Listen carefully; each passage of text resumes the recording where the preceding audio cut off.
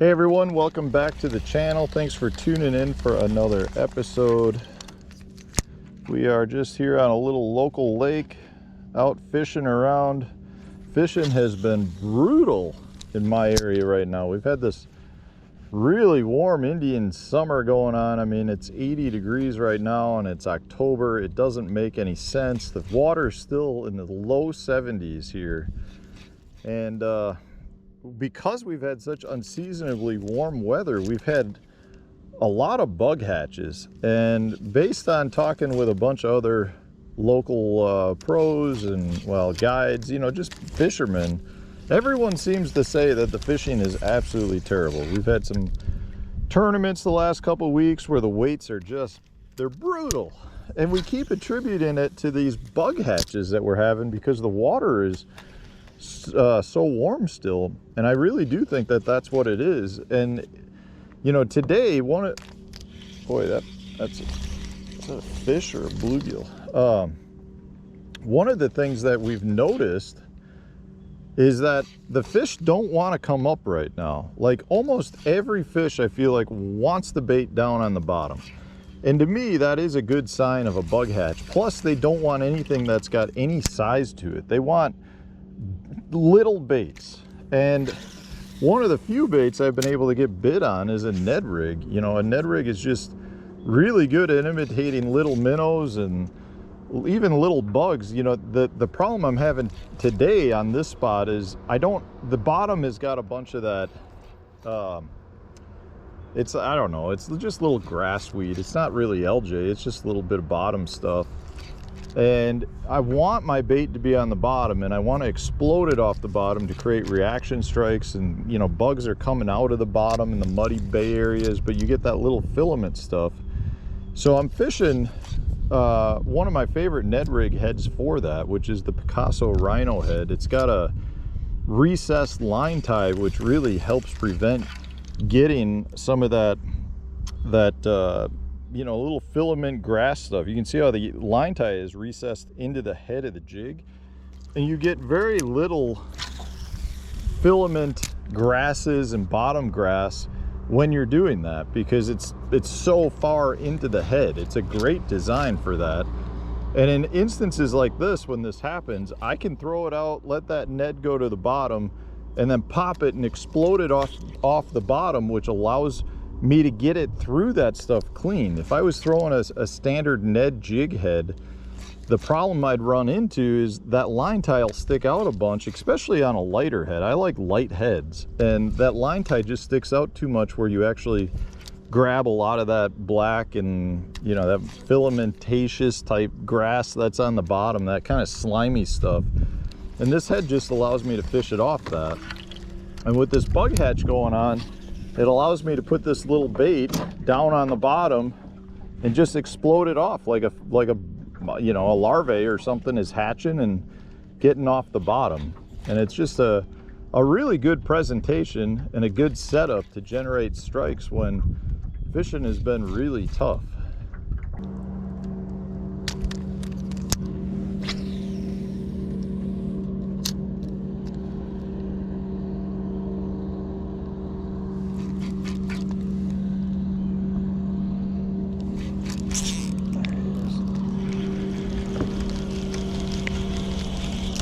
Boy, he's running right at me.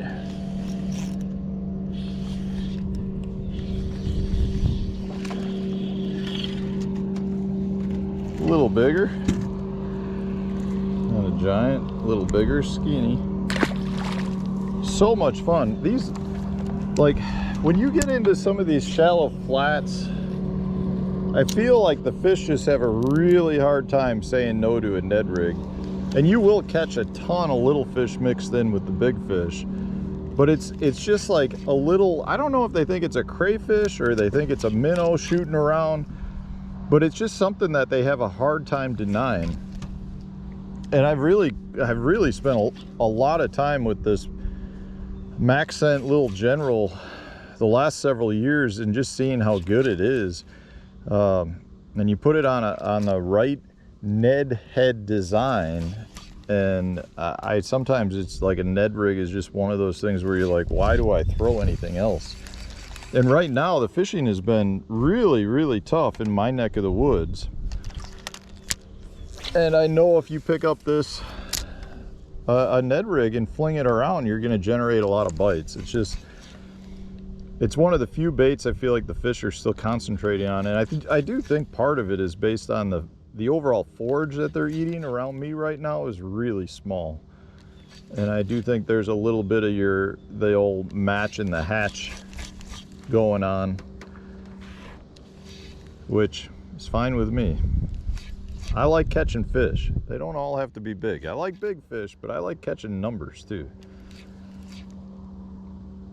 And that's one of the things, having kids right now, 2 little kids, you know, the more fish you can catch, the more they are into fishing. And this is one of my go-tos, the old rhino with the little general. It works great, especially when you're fishing just a little bit deeper, or you got a little wind like today. We got definitely a little bit of wind, and just, oh, that was a fish. That's what I mean. They're just loaded up here. Not big. Oh, he pulled off.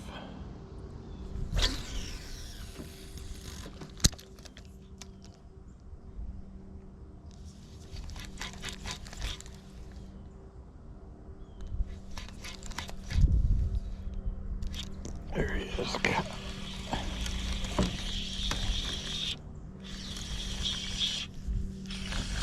Feels all right. He's okay.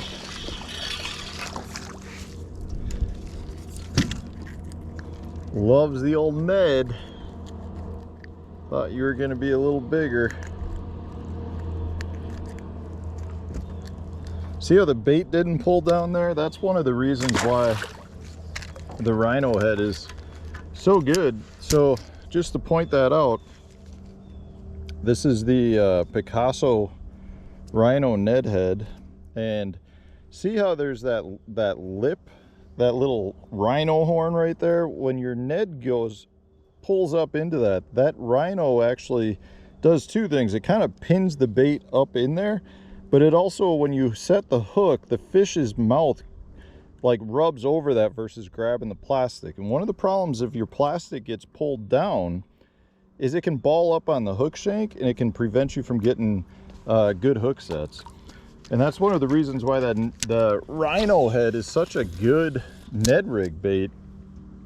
It just pins that plastic in there and keeps it in hold. So not only do you prevent, you know, the plastic from balling up and potentially oh, is that another one? I don't think that was.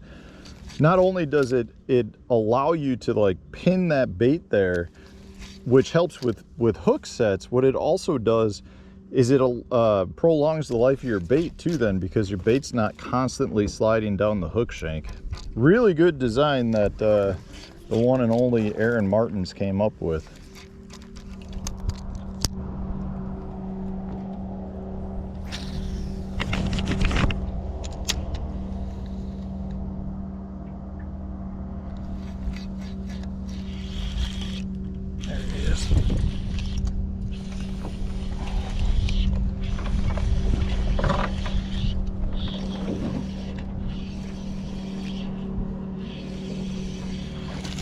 Not a bad one.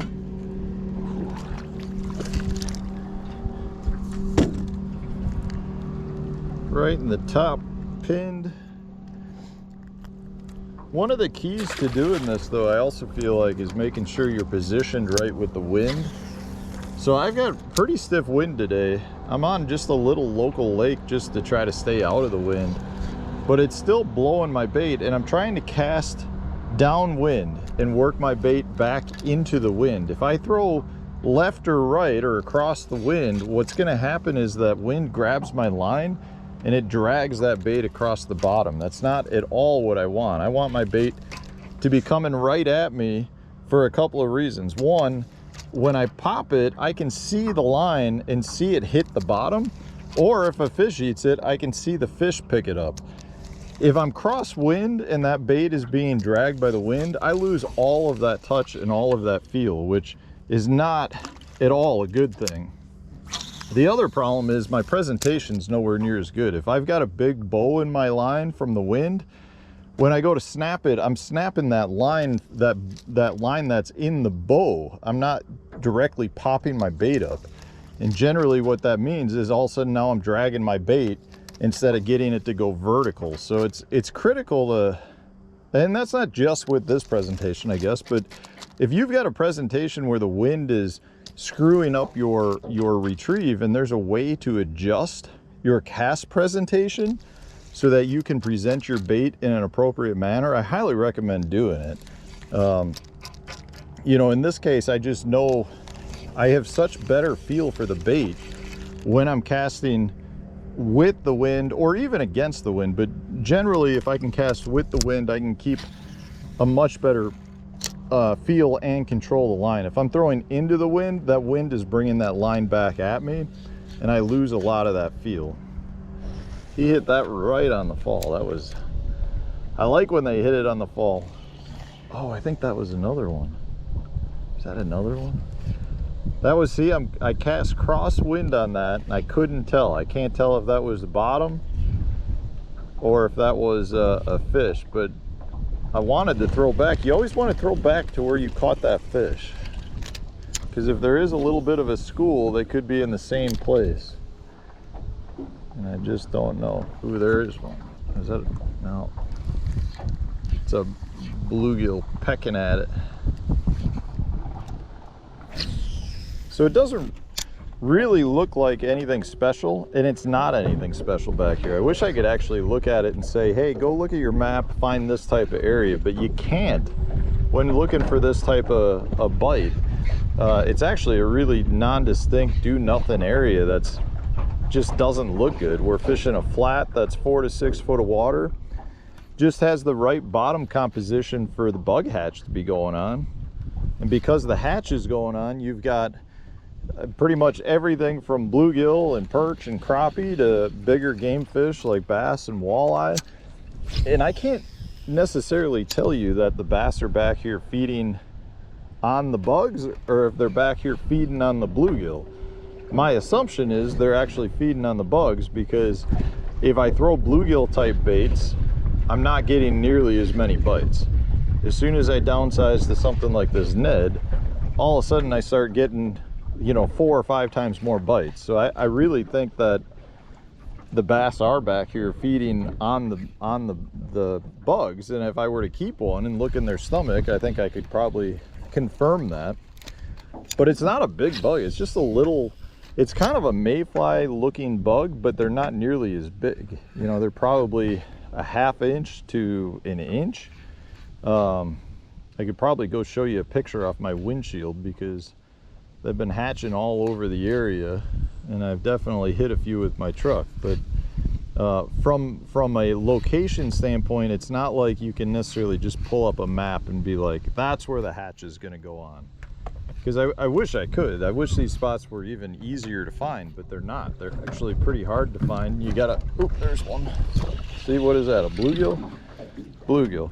You actually gotta find some of those areas that you got fish through it, and a lot of times the areas are just not good looking areas. They're just not what you would expect.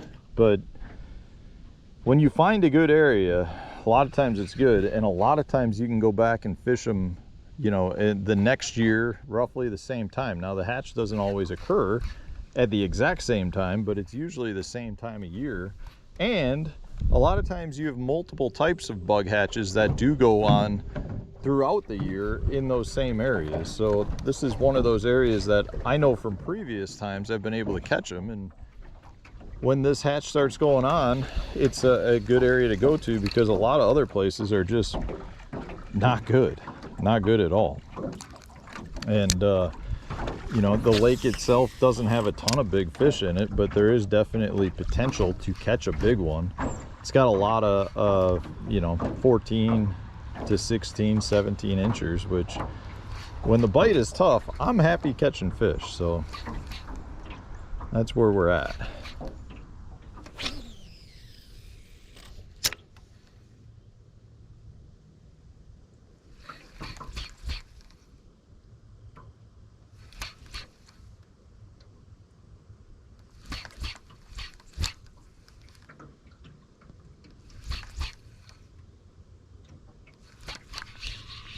one.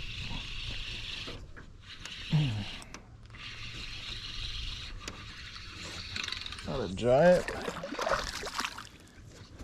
Picked it up on the old snap. Look at it, we still got the same bait on too. It's just crazy how good that bait locks in. Now I'm not saying I'm not sliding it up once in a while, but that same bait is not moved. So this is the way I'm doing it is it's very much a line watch and line feel. I throw it out, let it go to the bottom, snap it once or twice, and I'm just trying to get it to blow up off the bottom and then fall back down. And you know, what I'm hoping for is when that bait goes up, I'll see that line pop and I'll see the bite. A lot of times you don't know that a fish is on it until you go to snap it again.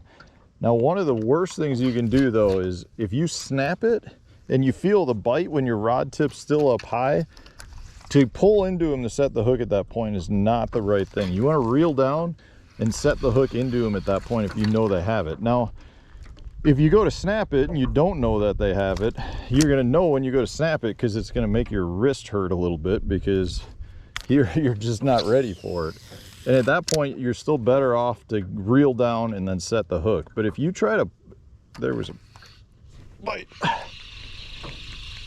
Hit it right on the fall. That one feels good. If you try to set into them, oh, that's a nice one.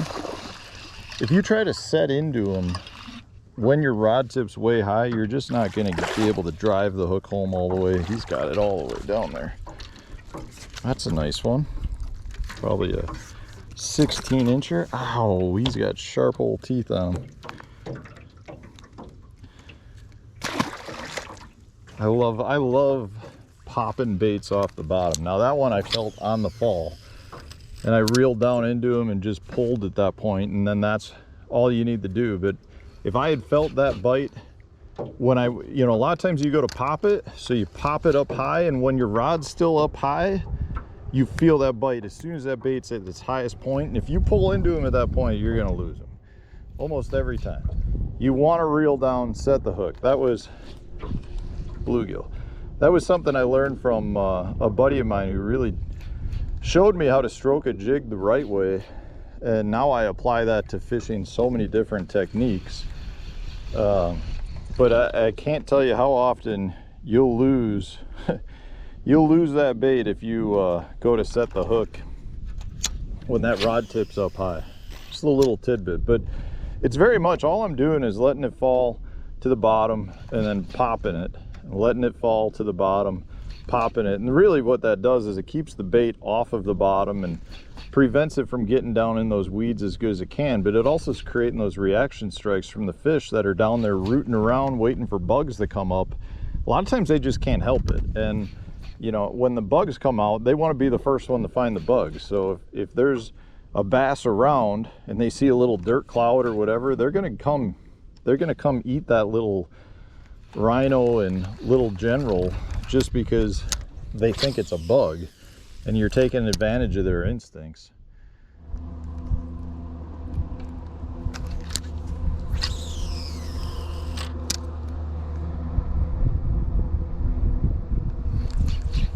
There's one.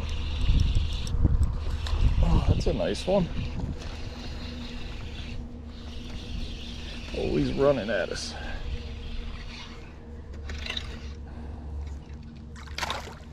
Man, these fish are so skinny though. Get up here.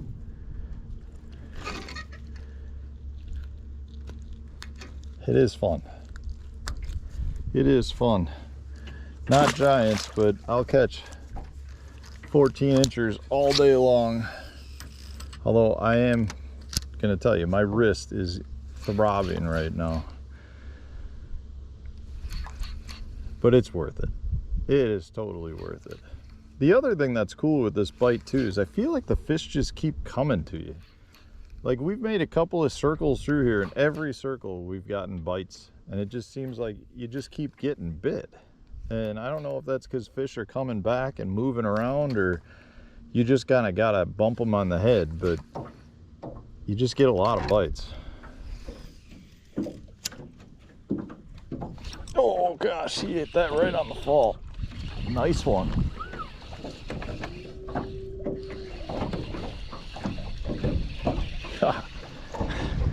That was one where I was waiting for it to hit bottom and it just kept taking line.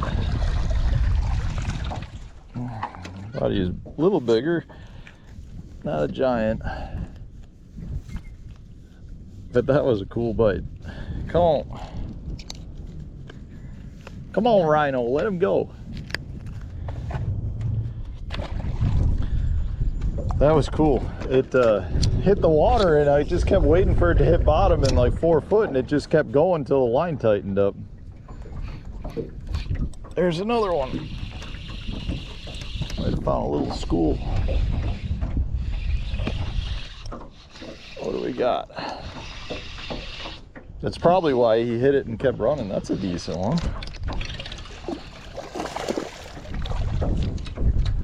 So line gear here,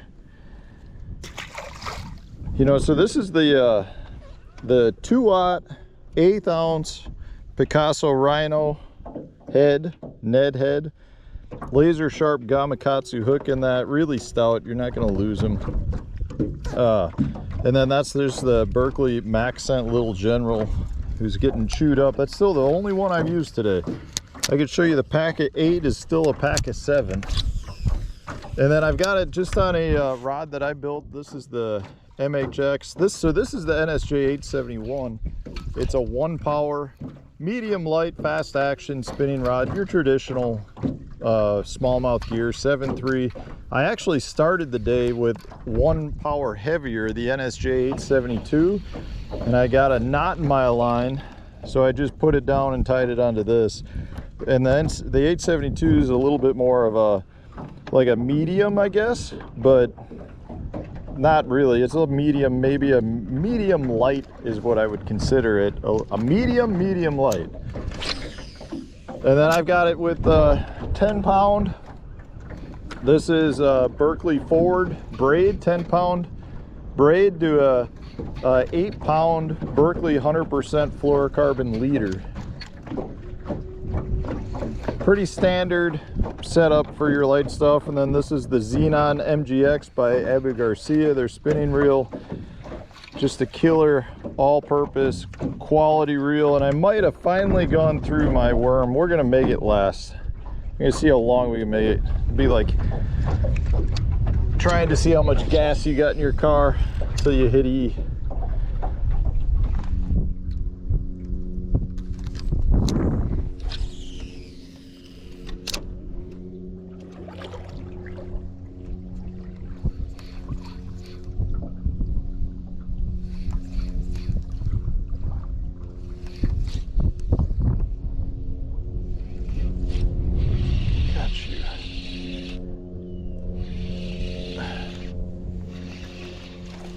That's a decent one.